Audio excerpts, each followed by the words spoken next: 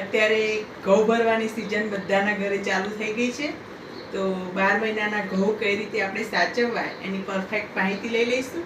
તો મારે પણ અત્યારે ઘઉં અહીંયા મારા ઘરે આવી ગયા છે. આ ઘઉં છે 496 ક્વોલિટી ઘઉંની છે. અમે આ 496 ઘઉં અમારા વિજાપુર બાજુના અમે ભરીએ છીએ.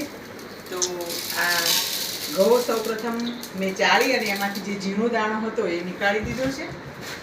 અને પછી ત્યારબાદ આવા ચોખ્ખા સેપટ અને ઝીણો દાણો બંને ચાળવાથી નીકળી ગયો એટલે એકદમ આવા ચોખ્ખા ઘઉં થઈ ગયા.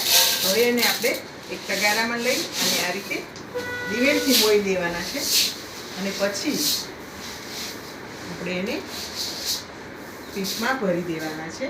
તો આ રીતે દિવેલ લઈ અને એને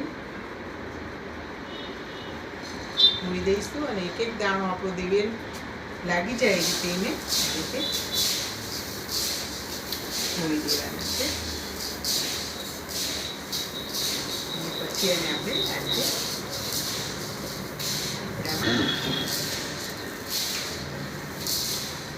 તમે જોઈ શકો છો આ રીતે કમ્પ્લીટ દિવેલ આપણું એક એક દાણા ઉપર લાગી ગયું છે. એટલે આપણો ઘઉં બિલકુલ બગડતો નથી અને 12 મહિના સુધી ઘઉં આપણે એવા ને એવા રહે છે.